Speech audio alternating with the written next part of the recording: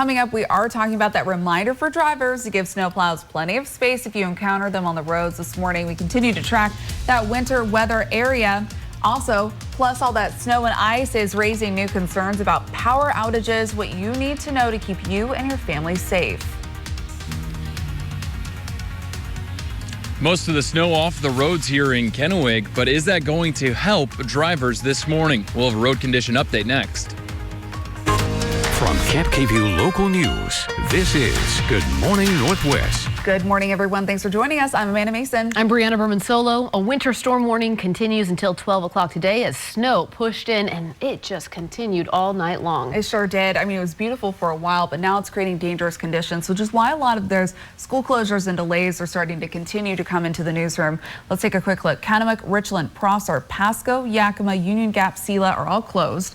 We also have Touchy, Columbia, Prescott, Hermiston, Pendleton have all a 2-hour delay. Umatilla, you have a 3-hour delayed start right now for your school district. Now, officials will be addressing and reassessing those road conditions around 7 o'clock. So be aware for updates, yaktrinews.com or the crawl that's right on your screen. But Briana, are we going to continue to see more snow coming into our area? What can we expect? Yes, and we continue our team coverage. We'll get to Neil in just a moment. He's tracking the road conditions as we're seeing snow across the region. Plows have been working hard, but there are still snow-covered roads, and we might be looking at the threat of ice soon. You take a look right now at where the winter storm warning is, or excuse me, where the radar is showing that snow that moved across the winter storm warning locations. Everyone in the mid-Columbia underneath an advisory or a warning for the snow that moved in last night, and then more snow on the way. For the most part in the valleys, 1 to 2 more inches is possible on top of the 4 to 6 inches that fell last night. And you can see the switch over here to a wintry mix that I've been tracking over the past couple of hours. Tri-Cities, you may start to see freezing rain soon if you're not seeing it right now. And again, Neil will let us know what he's seen in the Tri-Cities as he's out covering road conditions this morning. We'll continue to track the potential, again, either for 1 to 2 inches of more fresh new snow in the valleys. Another 1 or 2 foot is possible in the Cascades over the next 24 hours. The Blues will see similar conditions. And it looks like our temperatures at the surface are still below freezing. So I think the snow part of our forecast may be more likely this morning, but we will still track that threat of freezing rain. It is a red light forecast today. Use caution if you have to be out on the roads, but I would avoid it this morning if you can. Again, we have school delays and closures at the top of your screen. This evening, rain takes over, and we'll see warmer temperatures above freezing through tomorrow. We're going to continue this team coverage here. Briana, you're tracking the winter storm here in studio, but Neil is live right now in Kennewick covering these road conditions. Neil, how's it looking outside?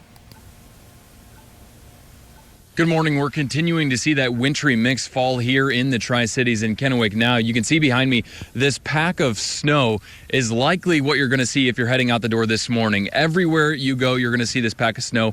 Snowplows are out here working, trying to create these better road conditions for us this morning. But honestly, it's not likely that it's going to work that much right now as the snow continues to fall here in the Tri-Cities. Earlier this morning, it was extremely bad. The snow was sticking to the ground. Snowplows hadn't necessarily gotten out to the roads yet and hadn't treated those roads, and causing sliding and slipping on these roads for many cars.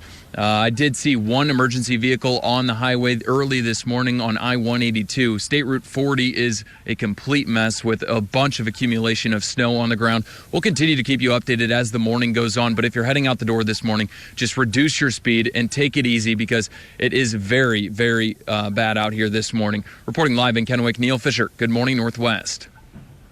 Thanks for that, Neil, and stay warm. And as Neil was mentioning, road conditions have been challenging in the Tri-Cities even before this next round of snow arrived. The Washington State Patrol tweeted out this image from a Richland collision involving 2 semis at the intersection of State Route 240 and Hagen Road. Trooper Chris Thorson says that the roadway was frozen over. Okay, this is what we call a clue in law enforcement police work. If you come out to your car in the morning and your front windshield looks like this, then the roads may not be in the best condition. And again, that was a video tweeted by Washington State Patrol Trooper Chris Thorson. He says sites like these indicate that the roads might not be the best conditions, very icy, very slick, and you should drive accordingly. Also, take a look at this video from the Oregon Department of Transportation. It's showing crews trying to get a semi out of the ditch on I-84. The Department of Transportation in Oregon and Washington are reminding everyone to follow those change requirements so that you don't end up stuck and facing a huge fine. And snow drifts remain across many roads in Walla Walla County due to the high wind event that has started happening on Sunday night. Officials have made considerable progress to reduce the number of roads that are impassable, but they are still recommending that residents in rural sections of the county use extreme care when driving. Crews are having to use heavy equipment like front end loaders instead of their typical snowplow operations to dig out and remove the deeper snow drifts. And a man in Northwest Washington was struck and killed by a snowplow, and authorities are urging people not to travel in some areas of Washington and Oregon as winter storms continue throughout the region. And snowplows are hard at work. WashDOT tweeted out this video of snowplows returning to a load up and fuel up. It's a good reminder for the drivers to give snowplows plenty of space if you do encounter them on the road. And officials with the Bend PUD are warning you to be prepared in case of power outages. That's what happens when we get closer with these snowstorms and the conditions we have right now. To save energy, officials actually recommend keeping your thermostat set at 68 degrees as this will feel nice inside, but it won't use much energy. They also say if you're going to use a generator to be careful and never use it inside. Now, if something does happen to the power lines, you should check your Smart Hub app to report it or call their outage line so crews can start fixing it immediately. They respond to outages and they're there to assist customers. They go up and they go out, when others don't. So they are, again, first responders and prepared in that weather, and they're ready for the challenge.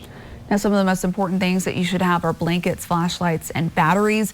Just have those things to keep you warm and safe if your power does go out and it's freezing outside.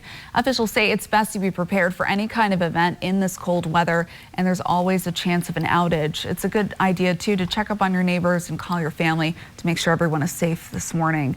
And good morning, Northwest. We'll turn in just a moment, but we're talking with our Chief Meteorologist, Briana Bermensolo, on what our conditions currently look like outside. Briana, what can you tell us? Well, I'll start this time-lapse video for you. This video started at 4 o'clock yesterday when it was snowing. The sun goes down, and once the sun went down, you can see there was a steady line of traffic that in this video is quickly moving, but slowly moving. Some areas looking at huge travel delays last night. We'll continue to track this winter storm for you as we move throughout the morning hours.